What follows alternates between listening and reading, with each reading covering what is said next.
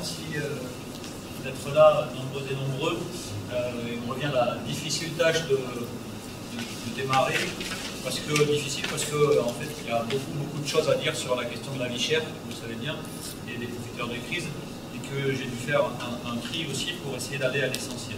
Sur l'inflation, pour poser quand même un petit cadre général, et sans vouloir aller trop sur le terrain des amis du Secours populaire qui parleront sans doute beaucoup plus que moi avec plus de précision encore, c'est juste pour vous donner quelques points de repère, que vous puissiez aussi, dans les discussions politiques ou amicales que vous avez en ce moment, pouvoir poser les choses et vraiment expliquer comment cette inflation, ce n'est pas une vue de l'esprit, et ce n'est pas juste nous qui l'imaginons, qui en faisant un objet politique. La variation de l'indice des prix sur ces 12 derniers mois, c'est l'INSEE qui se dit, c'est 6,2% d'augmentation. L'alimentation, c'est 12%, 17% pour les produits frais, 24% sur l'huile, 27%, presque 28, 27,9% sur l'huile. Et si on parle des produits manufacturés, donc les produits qui sont déjà, qui mettent en œuvre de la main-d'œuvre et de la transformation, c'est 4,2%. Et je termine sur l'énergie, qui est quand même un sujet dont on nous parle matin, midi et soir en ce moment, nous disant qu'on va en manquer. C'est 19,1%. Donc voilà ce qui est l'inflation. Alors, je vous disais, tout ça, ensemble, c'est 6,2% d'inflation.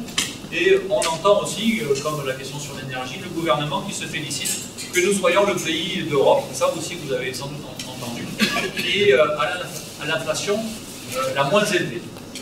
Mais en fait, il regarde une petite partie de la question, parce que certes, il y a des pays où l'inflation est plus élevée, mais en fait, si l'on regarde en fait, le revenu réel des ménages à la fin du mois, c'est-à-dire en gros leur pouvoir de vivre moins l'inflation, il s'avère que la France est le pays le moins bien classé que ses voisins européens. C'est-à-dire que même si l'inflation est moins forte qu'ailleurs, le recul notamment de nos revenus, ou la non-augmentation, c'est-à-dire la non-indexation sur cette inflation de nos revenus, quels qu'ils soient, est tellement inexistante qu'on se retrouve dans une situation de paupérisation généralisée. Et pour finir de brosser ce tableau et sans vouloir aller beaucoup plus loin, c'est dire aussi qu'il y a une augmentation des personnes qui sont inscrites notamment dans l'aide alimentaire, et les Restos du Cœur faisaient état de 12% de bénéficiaires, en tout cas de gens, et Cécilia nous en parlera sans doute aussi, qui sont maintenant à l'aide alimentaire, et ça c'est vraiment quand même un souci, ou en tout cas un indicateur majeur et un souci pour nous évident. Deuxième petite idée reçue, c'est que sur cette question d'inflation, c'est de nous dire c'est la guerre en Ukraine. Alors juste un exemple, c'est pareil, pour pouvoir argumenter contre ceux qui voudraient nous faire passer ça comme conjoncturel, quoi. C'est vraiment une crise passagère et ce n'est pas du tout l'action politique qui est menée en ce moment qui en est responsable. Il y a déjà des prix qui avaient été multipliés par 2 entre janvier 2021 et février 2022, le jour du déclenchement de la guerre en Ukraine, c'est les prix du gaz. Et puis par exemple aussi, un autre indicateur qui nous est souvent rabâché, c'est le blé, la baguette augmente parce que le blé augmente. Mais le blé il n'augmente pas parce qu'il y a la guerre en Ukraine. Juste pour que vous le sachiez, notre pays est producteur de blé, et il exporte en temps normal la moitié de sa production. Donc ce n'est pas une histoire de pénurie et que la guerre aurait créé une pénurie. C'est uniquement que sur le blé, comme sur d'autres produits, qui sont des produits de première nécessité, c'est de la spéculation. C'est réglé par des marchés financiers et c'est quelques-uns, quelques oligarques qui tiennent ces marchés. Nous sommes un petit nombre d'entreprises qui traitent sur les marchés du blé. Donc voilà, donc, tout ça n'est pas une conséquence conjoncturelle, mais bien le résultat de politiques menées sur ces questions d'inflation. Je m'arrête là sur l'inflation, parce que voilà, j'aurai 12 pages sinon à vous réciter, et puis je pense qu'on en reparlera après. Ça, c'est le tableau général de l'inflation et de ce qu'on nous vend comme étant la responsabilité de cette inflation. Et en fait, l'inflation, elle est aussi, et là on va parler des profiteurs de crise, elle est une inflation, et moi je trouve que celle-là des plus graves, des dividendes distribués à ces profiteurs de crise.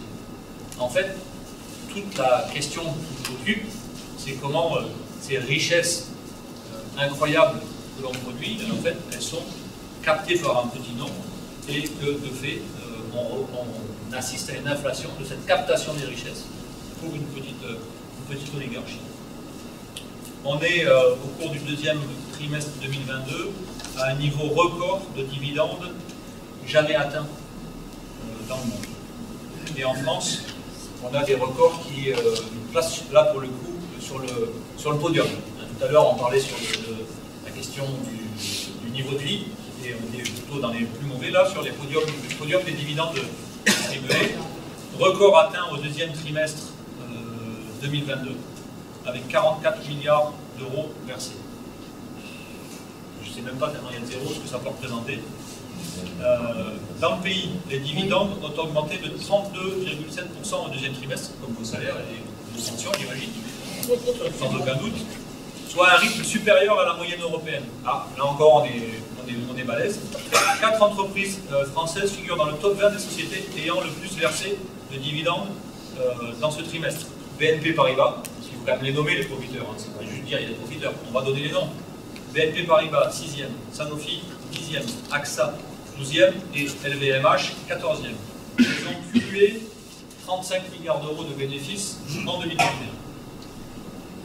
Selon les calculs de l'ONG, l'Observatoire des multinationales, les dividendes versés ont atteint un montant record de 57 milliards d'euros en 2021, rapportant notamment 2,4 milliards d'euros à la famille Arnault et 2 milliards d'euros au fonds de pension américain BlackRock. La rémunération moyenne d'un patron du CAC 40 a, elle, progressé de 52%, pour atteindre en moyenne 6,6 millions d'euros. Je ne sais pas ce qu'on fait avec tout cet argent, comment on fait pour le dépenser. C'est un truc, c'est mystérieux. Je ne sais pas si ce n'est pas une pathologie à ce niveau d'accumulation. Je pense qu'il doit y avoir quelque chose comme ça. Alors, ces grands profiteurs de crise, ces grands gagnants de l'inflation, c'est des entreprises notamment qui produisent de l'énergie, transportent des marchandises. Vous l'avez peut-être suivi, elles réalisent des marges en ce moment entre 20 et 40% supérieures à la moyenne antérieure à la crise, 2015-2019. Là, on se retrouve sur la période 2020-2022, des périodes de crise majeure, et leur profit augmente de 40% par rapport à cette moyenne.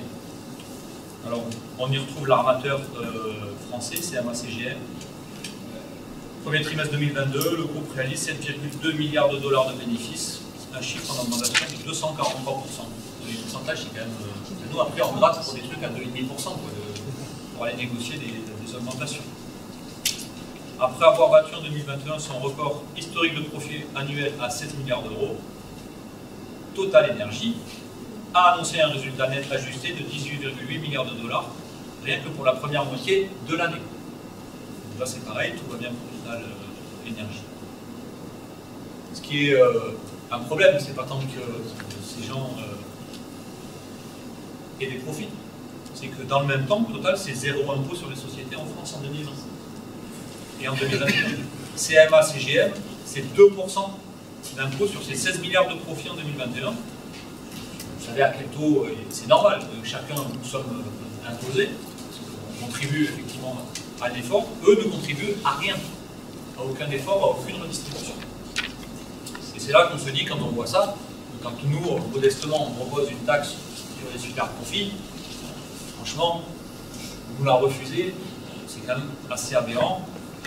C'est juste normal et légitime que ces gens soient taxés à ce niveau de bénéfice.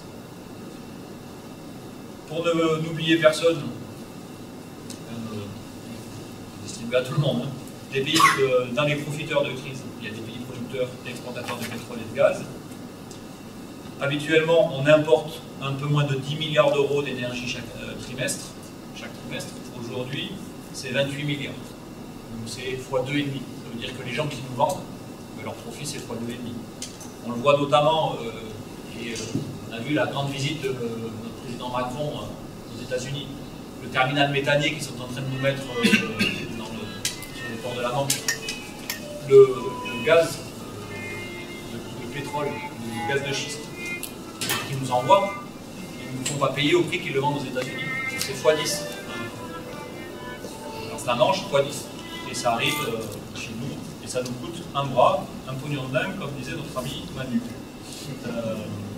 Qui profitent encore? Les profiteurs de la crise Covid. On l'avait déjà dénoncé, mais c'est bien de le rappeler.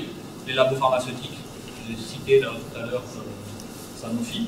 Et les camarades de Sanofi, que je voudrais saluer aussi, sont en grève. Je suis passé les voir vendredi dernier. Ils sont en grève sur toute la France. Parce que Sanofi se coiffe, mais les salariés ne touchent même pas l'inflation. Pfizer, chiffre d'affaires a bondi de 95% en 2021. C'est 80 milliards de dollars. Donc voilà un petit peu qui sont ces profiteurs et à quel niveau ils profitent. Je vous ai dit ce qui était aberrant, c'est qu'on n'arrive pas à ce que ces gens payent d'impôts et qu'on nous refuse la taxe sur les super profits. Ça veut dire qu'il y a des complices à se laisser aller. Et le gouvernement actuel qui est clairement complice de laisser les profiteurs se goinfrer. Et non seulement il les laisse se goinfrer, mais en plus, on les aide. C'est la cerise, c'est même pas la cerise sur le gâteau, c'est le gâteau sous la cerise quand on leur file maintenant. C'est les cadeaux fiscaux aux plus riches et aux grands patrons. Suppression de l'ISF 2018, 3 milliards. Instauration de la flat tax, 2 milliards de cadeaux en plus. CICE transformé en allègement de charges pérennes, 20 milliards par an. C'est pas depuis 2012, c'est par an. Baisse d'impôt sur les sociétés de 33,3 à 25%, 2017-2022, 13,6 milliards. Pression de la contribution sur la valeur ajoutée des entreprises. Ça vient d'être voté, c'est la dernière mesure de Macron. 8 milliards de cadeaux. Ça veut dire quoi? C'est le temps d'argent qui ne rentre pas dans les caisses de l'État. Et dernière ligne, mais il y en a d'autres encore, sur les plus notables, crédit impôt recherche, pour ceux qui travaillent dans le secteur de la recherche, qui connaissent ça, c'est 7 milliards d'euros pour ne rien chercher. Notamment, on parle de Sanofi. C'est beaucoup d'entreprises, ça a été dénoncé, crédit impôt recherche. C'était une mesure qui a été dit, bon, on va aider les entreprises, les privés, notamment, à faire de la recherche et développement pour être plus performants, gagner de nouveaux marchés. Alors eux, ils ne sont pas bêtes, ils ont dit, bon, ben, toi, t'es quoi? T'es magasinier, j'exagère à peine. Bon, tu seras magasinier, mais tu feras dans ta fiche de poste, en fait, tu fais de la recherche, pour mieux magasiner tes trucs. J'exagère un peu, mais c'est ça. En fait, ils ont modifié les fiches de poste. Il y avait des ingénieurs qui faisaient des trucs et ils ont fait ingénieurs R&D. Et donc, ils ont touché de l'argent sur des gens qui ne faisaient rien de R&D. Ils ne faisaient pas de recherche et développement. Et ça a été dénoncé par beaucoup de syndicats d'organisations. Bref. Et on ne peut pas les coller en procès pour ces pratiques-là? Non, de quoi? C'est légal, madame. La fiche de poste dit que maintenant vous faites de la recherche. Le CICE dit que vous faites de la recherche, on vous donne de l'argent pour les postes. Et oui, c'est, voilà. Quand je dis le gouvernement est complice, c'est parce que tout ça est légal. Si vous devez retenir un chiffre, parce que là, il faudrait des calculettes, parce que je fais quelques lignes, il faudrait des additionnels. Au total, tu me dis que je ne sais pas, au total, l'État dépense tous ces cadeaux 157 milliards d'euros en subventions, en crédit d'impôt, en exonération de cotisation au profit des entreprises privées de toute taille et de tout secteur. 157 milliards d'euros. Après, on dit que c'est nous les assistés. 157 milliards. C'est 2 fois le budget de l'éducation nationale. S'il y a des parents d'élèves ici, voilà, après que vous voyez comment vos enfants sont accueillis, comment les enseignants sont maltraités, mal payés, on nous dit pas d'argent. Bon, là, on fait des cadeaux, c'est 2 fois le budget de l'éducation nationale. Ça représente 30% du budget de l'État. Une paille en 2021. Voilà tout ce que le gouvernement fait pour aider nos amis grandes entreprises, les riches. C'est le gouvernement des riches. Alors ce que le gouvernement ne fait pas, et je vais m'arrêter là, c'est un peu de temps pour l'échange, ce que le gouvernement ne fait pas. Il refuse d'augmenter les salaires. Vous avez bien compris que, contrairement au patron du CAC 40, votre fiche de paye, elle n'a pas pris 32% d'augmentation. Bruno Le Maire, quand même, notre ministre de l'économie, il s'est aperçu quand même que les salaires, c'est pas très beau.